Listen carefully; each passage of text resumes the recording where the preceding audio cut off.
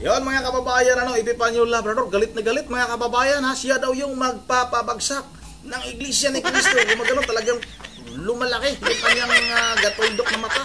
Dahil kunwari galit na galit daw siya, Pero bago tayo magpatuloy, magpapasalamat muna ako sa aking mga subscribers, sa aking mga viewers. Maraming salamat sa inyong suporta. Shout out sa inyong lahat. Yun na tuloy na tayo kagad sa ating pag-uusapan. At sa video na ito, pag-usapan natin ulit itong vlogger na si Epifanio Labrador.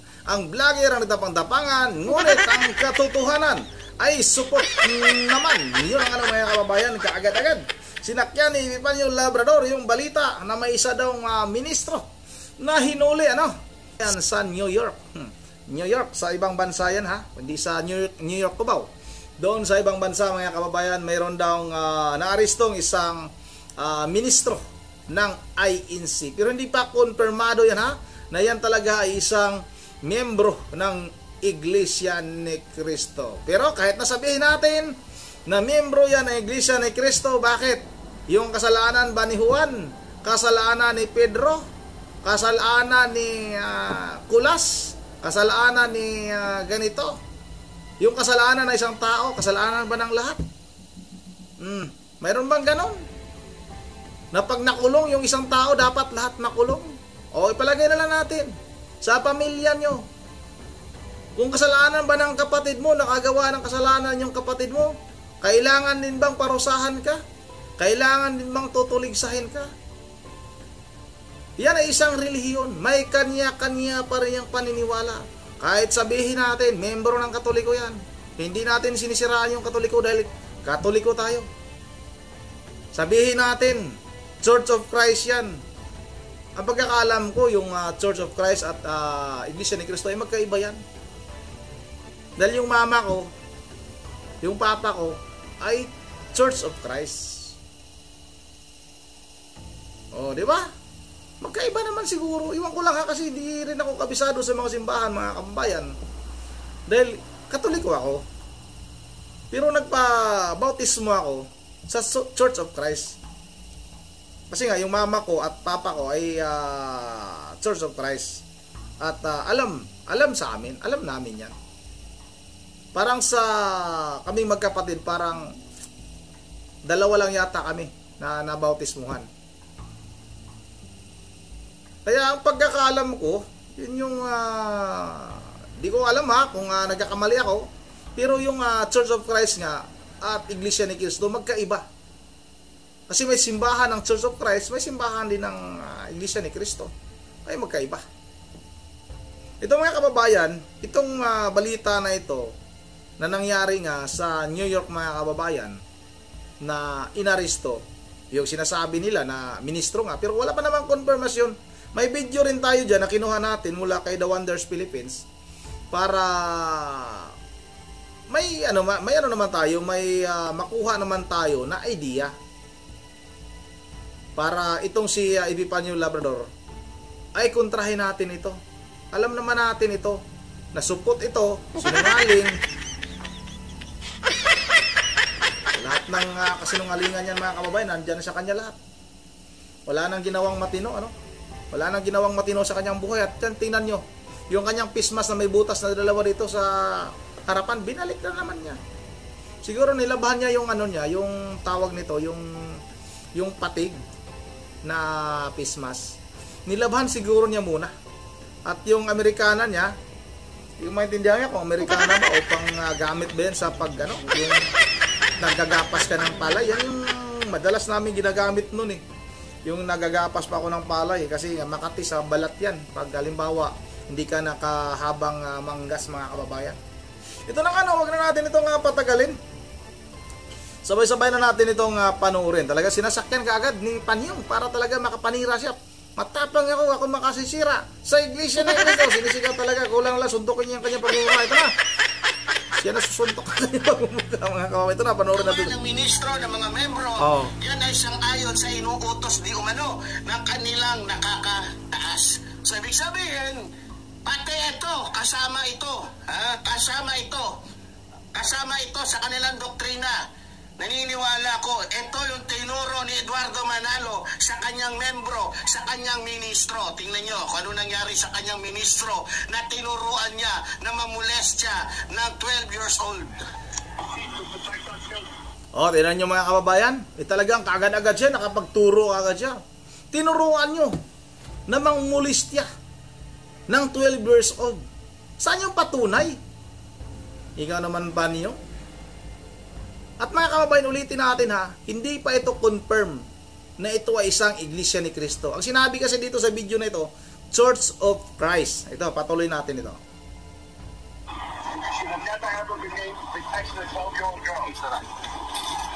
Okay? No, I'm not. Ayan, yes, you was, sir. You should have never been texting a 12-year-old girl, you piece of shit. Hey, Glenn, you have anything on you that I can show about? You have anything on you that you need to know about right now? No. Ayan, kung hindi nyo alam, nakasuot siya ng pang-ministro. Yung pin na ito ay yung mga ministro lang sa kanila ang nagsusuot. Hindi ka nila papayagan basta-basta na magkaroon ng ganito at basta-basta magsuot ng ganyan dahil importante sa kanila yung reputasyon nila. So, eto si Payapyap, isa siyang ministro ng INC, Iglesia ni Cristo, at yun din yung sasabihin niya later in this video. Sige. So, sa madaling salita, yung pin na yun ay sinusuot lamang ng mga ministrong manyakis na mayroong reputasyon. Tama ba? Reputasyon. Yung mga ministrong may reputasyon ba o yung dahil yun ay may, di ba? So pag may nakita kayong iglesia ni Manalo na may ganyan, lumayo-layo na kayo. Lalong-lalo na sa mga kabataan na mula 3 years old hanggang 12. Ako, delikado. Huwag kayo ditikit sa mga ministro ng iglesia ni Manalo. Delikado. Mga manyakis yan. Yan ang tinuturo. Tingnan nyo, mga kababayan. Ingat-ingat po kayo basta sa mga ministro. O, yan mga kababayan, talagang nakakapanira talaga. Pati mga bata na walang kamungmuang, ginagamit at tinatakot. Bakit nga ulitin natin Pag ikaw ba may kasalanan, Epipanyo Labrador? Halimbawa, sa mga kasalanan mo, yung nanggagahasa ka, nakulong ka dahil sa panggagahasa mo, gumagamit ka ng pinagbabawal na gamot, nakulong ka dahil sa pinagbabawal na gamot, ibig bang sabihin, lahat ng mga kapatid mo, magulang mo, ay nanggagahasa din? Yan kaso niya yung mga kababayan dahil nga noon ay yan yung na-reveal, naibunyag. O katulad nung kaso mo na may warrant of arrest ka pa. Yung ngalan niya ng mga kababayan ay siya si si Jimwell Hubra, itong si sino ba ito? Yung isang pangalan, nakalimutan ko na isang pangalan niya. Ibig sabihin ba, may kaso kang pagnanakaw, ay magnanakaw rin yung buong pamilya mo. Lahat sila magnanakaw, papayag ka ba na gano'n?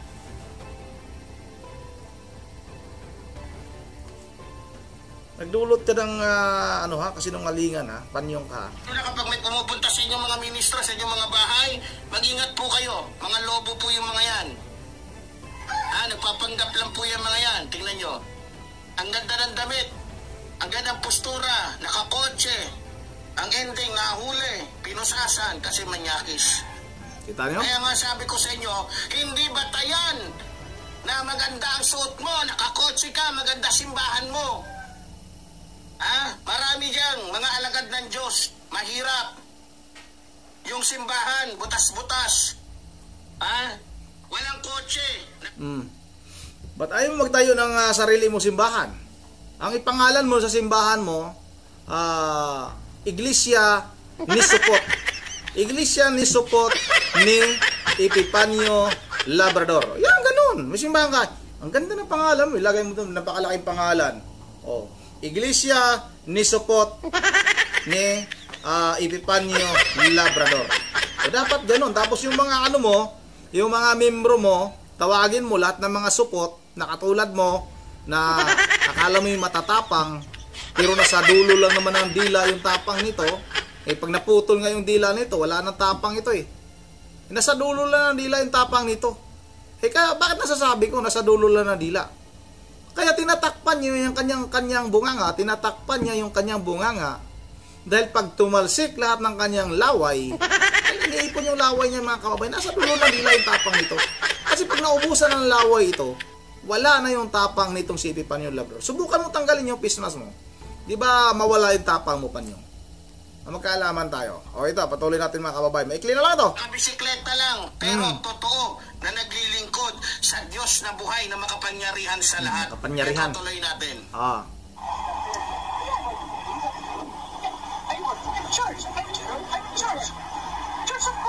Ayan, Church of Christ, Iglesia ni Cristo. Aba, ginagamit pala nila yung Church of Christ. Nako, ang alam kong Church of Christ, born again yan. Tayo mo? Arang, hindi ako nagkakamali, 1910, tama, 1910 na pumunta dito sa Pilipinas, yung reliyon na yan, yung Church of Christ. Kung hindi ako nagkakamali, mga taga Church of Christ, talagang, pero kung sa bagay, ang English naman talaga ng Iglesia ni Cristo, Church of Christ. Pero, di ba? Pero dito hindi nila ginagamit yung salitang Church of Christ sa bagay na sa Pilipinas. Di ba mga kababayan, hindi ba siya sigurado na Iglesia ni Cristo? Dahil nga sinabi doon sa video na yon na Church of Christ. Ang pagkakaalam ko rin sa mga simbahan, kasi nga, yung mga magulang ko ay Church of Christ mga kababayan. Church of Christ. Ako, Katoliko kami, pero nabautismuhan nga kami mga kababayan sa Church of Christ. Hindi kasi nungalingan yan. Kahit marinig ng pastor na nagbautismo sa akin, talagang nabautismuhan ako. Kaya ang pagkakaalam ko, magkaiba ang Iglesia ni Cristo at itong Church of Christ mga kababayan. Yung sinabi sa video na yan ay Church of Christ. Wala namang sinabi na INC. O kagad-agad, sinakyan ni Panyong, gumawa ng kwento, gumawa ng pananakot sa mga kabataan, pati mga kabataan, dinadamay, na huwag kayong lumapit pag may makita kayong mga ministro. Tama ba yung pag-iisip na yan? Tama ba yung utak niyan? Huwag na natin ipagpatuloy mga kababayan. Ito yung video na mula kay The Wonders Philippines. Ito, para maliwanagan yung ating mga kababayan na kung halimbawa lang di natin sinasabi na membro yan ng Iglesia ni Cristo, na hindi naman tinotolerate ng pamunuan. Kahit sino naman siguro sa mga Katoliko. Napakarami. Bakit pag may kasalanan tayong mga Katoliko, sinasabi ba natin? Sinasabi ba kaagad sa balita na yan? Uy, Katoliko yan. Yung nang hold up na yun, Katoliko yun. Yung nang gahasa na yun, si Panyo Labrador, Katoliko yun. Nagre-reflect ba sa mga pare? May mga pare nga. Tingnan nyo yung ibang pare mga kababayan, umaamin.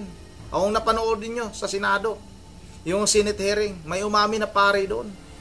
16 years siyang gumagamit ng pinagbabawal na gamot. Buong simbahan ba dinadamay natin? Lahat ba ng Katoliko sinasabihan nating mga adik? Lahat tayong Katoliko, ganun na ba tayo dahil may pare na gumagamit ng droga? Ibig sabihin tayong mga Katoliko, mga adik na rin. Payag ba kayo nun? Payag ba kayo nun? Tayong mga Katoliko, tapayag kayo? Nasabihan din tayo ng mga adik tayong lahat. Hindi naman siguro tama. Ito na yung mula kay The Wonders Philippines. Ito, panoorin natin ito. Okay? No, I'm not. Yeah, I'm not. Yes, you was, sir. You should have never been texting a 12-year-old girl, you piece of shit. Wait, you have anything on you that you know? Di ba may vlogger agad? Na tila isang setup ito mga kababayan. Isang malaking pag-uusig ito. Tignan nyo, hinuli siya. Church of Christ. Hindi nga natin alam Mga kababayan, hindi nga natin alam kung talagang isang ministro ito Sa daming Church of Christ sa Amerika, hindi naman niya binanggit na siya ay Iglesia ni Cristo. Tignan niyo mga kababayan, pansinin niyo po. 'Di ba? Ang daming mga Church of Christ sa Amerika. Hindi niya naman binanggit na Iglesia ni Cristo siya. Parang mistaken identity ito ayon sa mga nagko-comment, mga kababayan. At yung nag-comment pa, nakalabas na daw umano itong taong ito. Pero mga kababayan, kung totoo ito, hindi po pinapayagan ng pamamahala na merong ganyang ministro sa loob ng kapilya na ito o sa loob ng reliyon na ito. Tinatanggal po lahat po ng mga masasamang mga miyembro, inaalis. Kahit isa lang matira na miyembro, okay lang, basta matanggal yung mga masasama. Yung iba kasi dinadamay nila yung buong buong pangalan ng reliyon na ito. Malibo kayo diyan. Bakit pagka nagkakasala yung reliyon nyo, hindi nyo binabanggit kung anong reliyon niya? Bakit pagka miyembro ng reliyon na ito atat na atat kayong ibalita? Ibig sabihin, meron kayong masamang interes, meron kayong masamang motibo para manira lamang. Totoo yan, tama yan. Katulad nitong si Epifanio Labrador. Yung video pala ni Epifanio Labrador, mga kababayan, hindi ko na tinapos yun. Mayroon doon sa dulo banda na sinabi niya, ako ang magpapabagsak sa Iglesia ni Cristo. Ako ang katotohanan. Gumaganon, lumuluwa yung kanyang gatuldok na mata, mga kababayan. Totoo naman talaga yan. Pag halimbawa, yung isang tao gumawa ng kasalanan, huwag naman tinidamay lahat.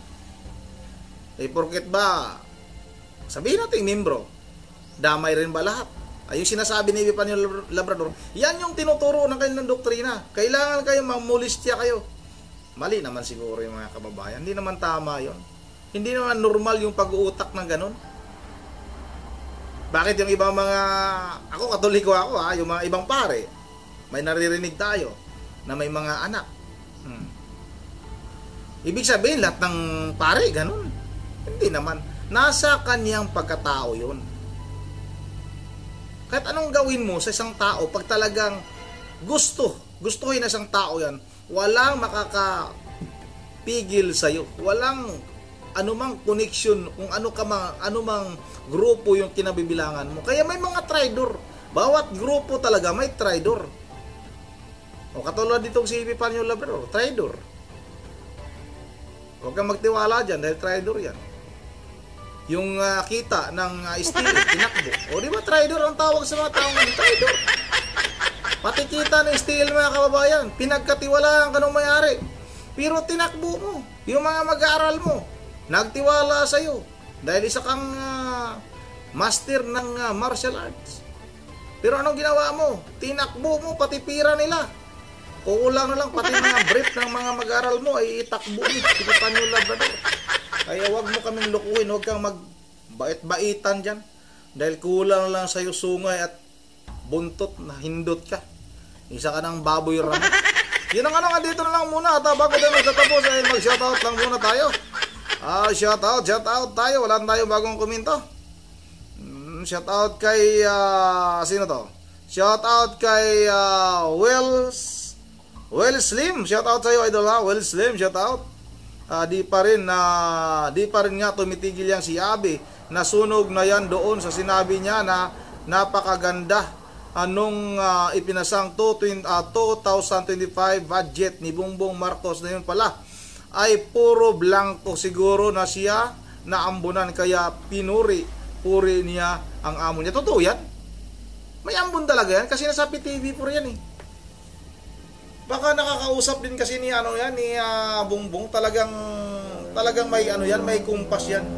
May yan, may talagang kumbaga sa mga kababayan, may nagbibigay ng pahintulot, no? O nagbibigay na instruction para sirain talaga itong mga Duterte. Yan talaga ang habol nila. Kaya nung naging presidente nga itong si Pangulong Bongbong Marcos, ay nakipag-away na siya kay Pastor Kibuloy dahil alam niya na may mapupuntahan na siya. Hinihintay niya lang na manalo. Kaya nga traidor yung tao na yun eh. Shoutout na rin kay kay Gerardo Wanco. Shoutout kay Jennifer Mutya. Shoutout kay Member Jeff Religious na Pulilang Bulacan. Kay Azasan Ruina. Kay Eupiginia Dabpar. At kay Mira Flor Soto. Shoutout. Kay Samuel Dakigan. Shoutout idol. Kay Regina Mercorio. Shoutout kay Amuse Crane. Kay Ma'am Joyce ng Japan. Kay Ma'am Elisa Borby. Kay Michelle Bolima. Kay Sammy Trabajada Cooper. Kay Rolando Guerrero. Kay Julieta Malikad. Kay Luis Panday Jr. Tapos na. Kay Volter Yis. Kay Hilario Ladit. Kay Evelyn. Kay Linwell Nual. At kay Adila Corpus. Ruby Solis. At kay Claro Test. Yun ang dito lang Binok TV idol. Shoutout sa iyo idol ha. Shoutout Binok TV. At once again, this is our Rundi TV. Mga ito lahat. God save the Philippines.